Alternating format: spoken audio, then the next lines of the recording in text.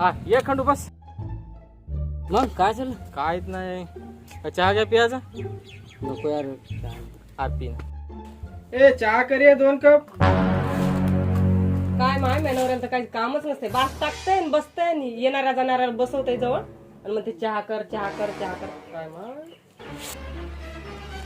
दोनच दोघात पितात काय?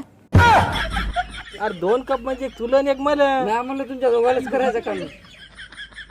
ए आणतिक लवकर. कसं हो हो करते. आण लवकर.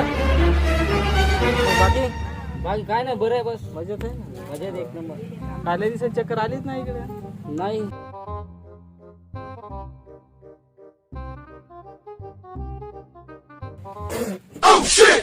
काय चाय केला सगळं धुळक पाणी हे.